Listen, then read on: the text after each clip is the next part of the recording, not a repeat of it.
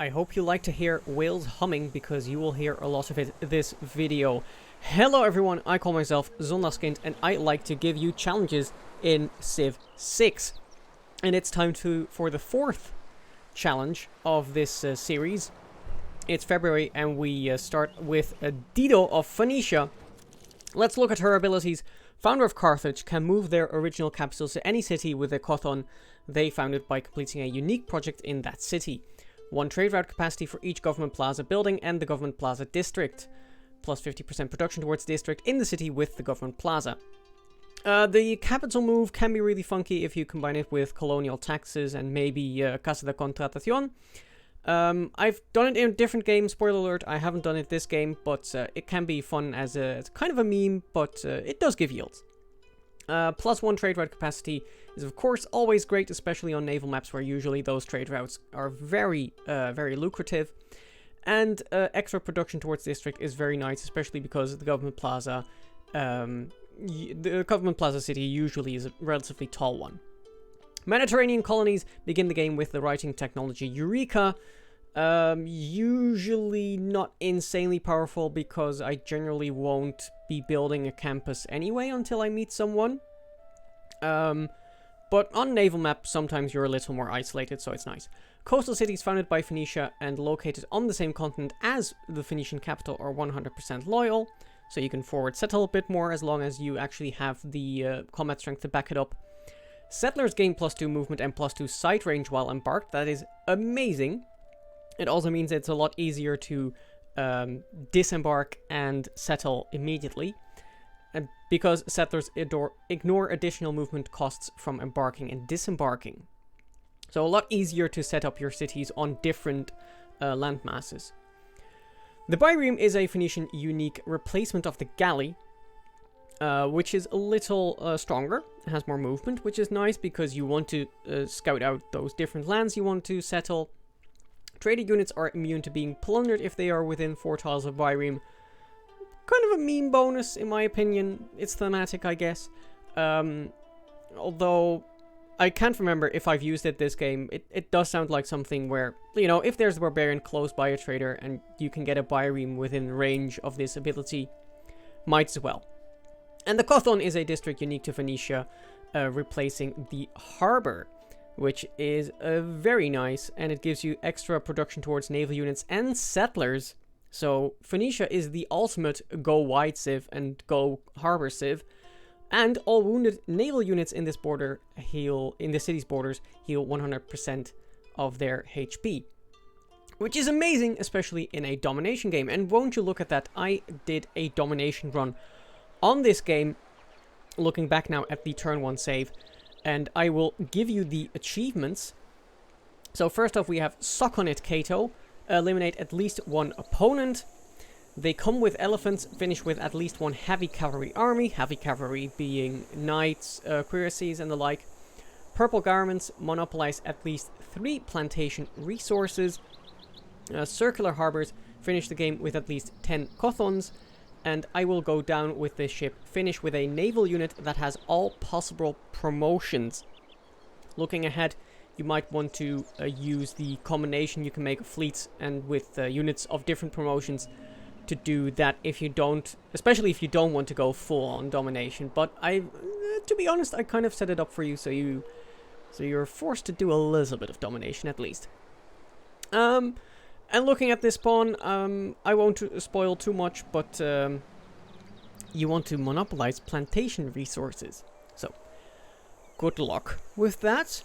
If you don't want anything spoiled, then this is the moment to stop watching, because after the beep, I will show you the end state of the game and how I did, / how you can check the achievements for yourself. So, go away now if you don't want to be spoiled. Here we are in the final turn of the game, ready to take the last capital, but first let's look at our empire a bit. So we started here on this very small continent, it turns out. All luxuries only have 1 copy on our own continent, so make use of that if you are starting the game. Then to our east was Poland, whom we took care of relatively easily. To the south was were the Zulu, who were a lot tougher. I think it took about 70 turns to get through them. South of them, Portugal, but I actually did them close to last. After starting with the Zulu, at least, headed over to the Inca to start something there. Then to America. Then up to the Aztecs, because you can't see it now, but their cities were relatively weak. And then went to Rome. First took over this city, and then later started a new war for all of this stuff. India, and it's the very last hurrah. Here's Egypt.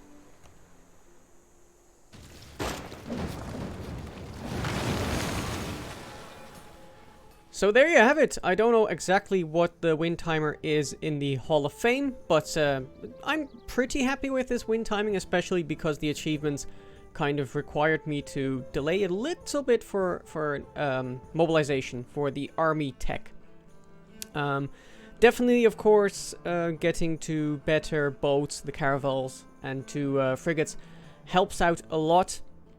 And especially getting to cartography and not having to stay here in Porto, especially, that was a problem, getting stuck in this zone of control where all the cities, where both cities here could shoot you from the shallow water. But yeah, so quite happy with this relatively fast win timer, although I think with how vulnerable some of the cities were set up, you can do better. You can do better than I did, for sure. But let's look at the achievements. So, first we have Suck on It, Cato. Eliminate at least one opponent. The very first we eliminated were Poland. That was on turn 82. We also eliminated the Zulu and the Inca. They come with elephants. Finish with at least one heavy cavalry army. I did have to do that like this last turn just to have it, but here it is. Heavy cavalry army. Cuirassier. Then, third, purple garments. Monopolize at least 3 plantation resources. Originally the plan was just the 1, but it turns out immediately when you settle on this cotton, it gives you the 1. So of course that is a little too easy. So I made it into 3, and if we check the resources tab, I have monopolized cocoa, tea, not dyes, but I have spices, incense, olives, cotton, and silk. So if I counted correctly, that's 7 monopolies on plantation resources.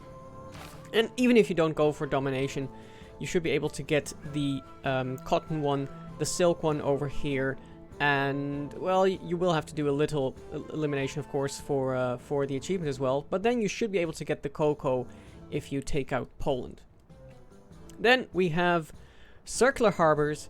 Finish the game with at least 10 Cothons. Well, I think you already know this, this will be good, but we have 25 Cothons. And finally we have I will go down with this ship. Finish with a naval unit that has all possible promotions. That should be here. Here we have an ironclad armada with all possible promotions. If you don't know how to get this, what I did is I had a naval unit with 4 promotions, a caravel, and a different one with 3, and then I combined them together. As long as those promotions are different, you should be able to get a 7 promotion ironclad fleet or armada at some point. So YouTube, that's going to do it for me. If you like this video, then do please leave a like. If you think that getting a monopoly off of 1 resource is silly, I agree, and do please leave that comment. And in any case, you can subscribe and ding the bell if you want to know when the next challenge goes live, and we will see you then. Bye bye.